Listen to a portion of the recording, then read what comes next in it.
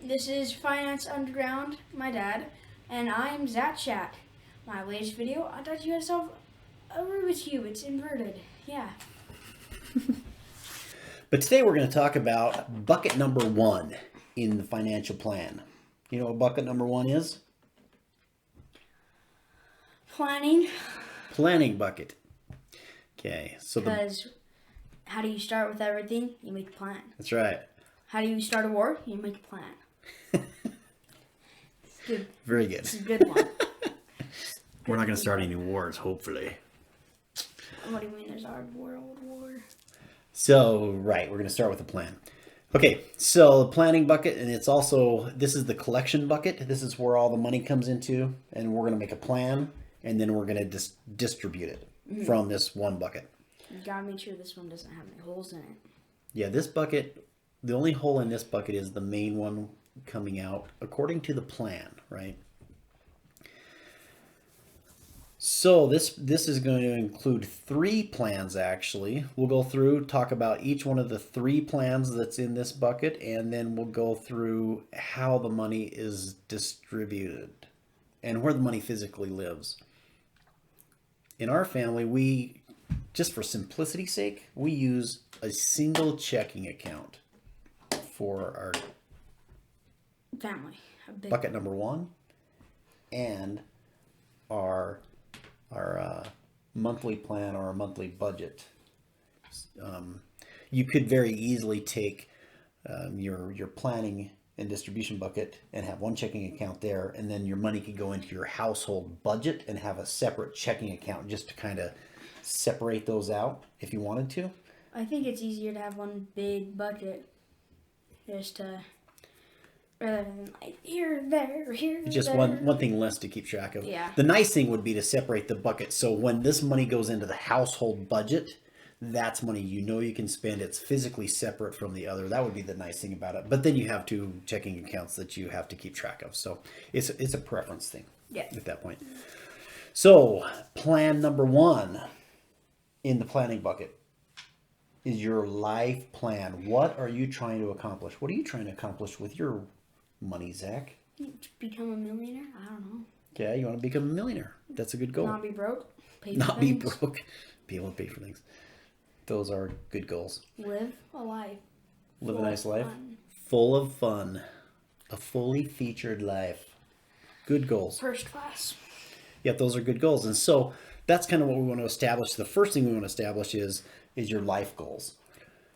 When you get all this money, what are you going to do with it? You know, one of our big goals for Mom and I was we wanted to pay off our house. We just want to live in a debt-free house, right? We just want to have no debt.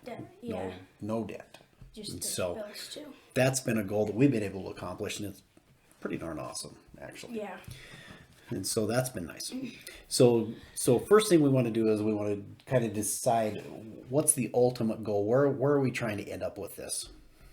And so if you're paying off your house, if you're building wealth. The ultimate goal, kind of at the moment, but it's like, it's the long-term goal that once you accomplish it, you make another one. Yeah, so good. Yeah. So a long-term goal. All right. Plan number 2 is your annual plan. And annual planning comes in because if you just do a budget or a monthly plan, you might miss your car insurance. And car insurance is like, bam, $1,000, right? And so you're going along on this really carefully designed budget, and all of a sudden, oh, I forgot about car insurance, $1,000, crashes your budget. Yeah. And that's kind of discouraging. Yeah. So you want to have an annual plan that makes sure that you're taking into account all of those things that you want to have money for when they show up. Let me show you. I've just developed a little spreadsheet for our family. Take a look at the spreadsheet. So here's a little spreadsheet just as an idea. And so how this works, Zach, is I've gone through and just put a little bit of money in for different things. So in January, we have really no major expenses that come due in January. So we just put a few dollars in there if we want to print a photo book from last year. Yeah. right? We want to put a photo book together and print a little photo book off for pictures from last year. Yeah. We have birthdays, Valentine's. We put a few dollars in for Valentine's candy and just minimal stuff like that. We could cash flow that, but this just helps us have something set aside so we can guilt-free buy candy. On Valentine's weekend. Yeah. So we have birthdays, we have fees for our house, we have different things. Let's see, let's find a big,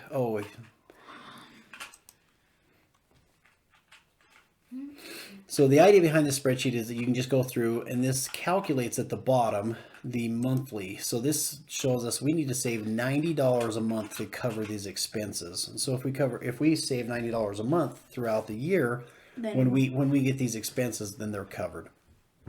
And one thing I've actually done, because we use YNAB or You Need a Budget, I've actually pulled these out because you can set goals in YNAB. We used to have our car insurance that was a dollar amount in there, and so we had a lot more per month that we'd save.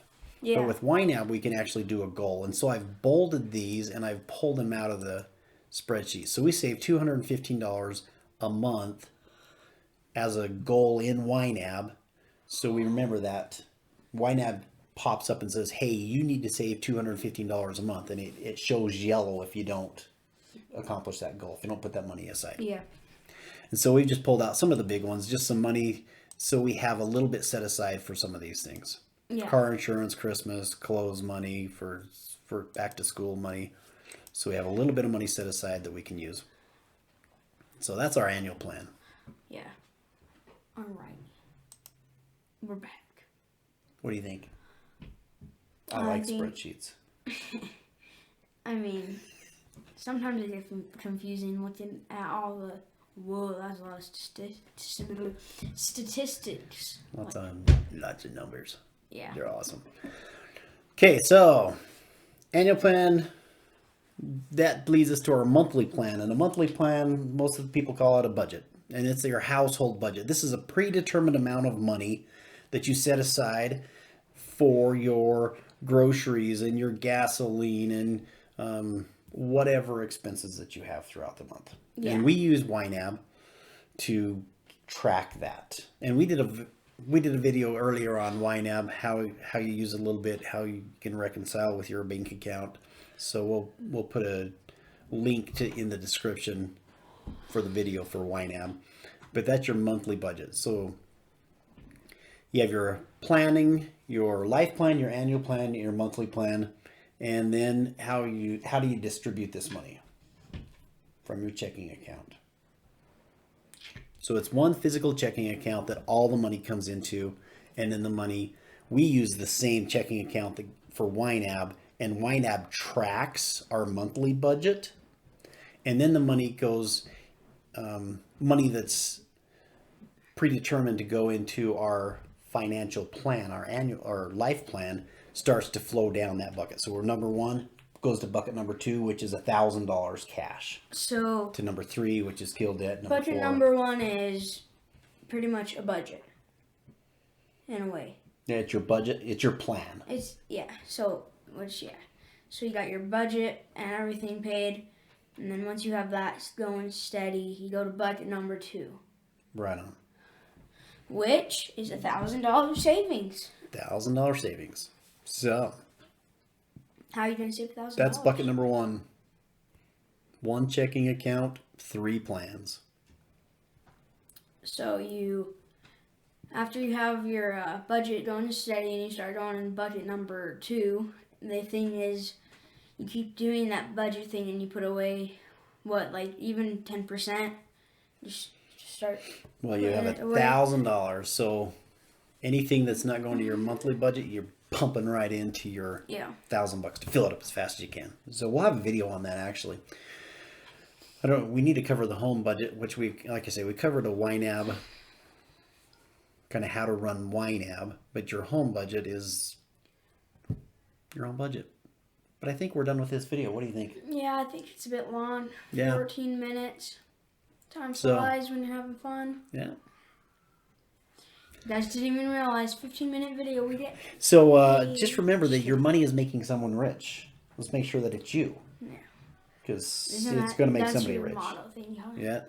Your money's making someone rich. Let's make sure that it's you. Get a grasp on bucket number 1. Do some planning, collection, and distribution. Thank you for coming for To Finance Underground, which is accompanied by his son, Zach. Adios. Till next time.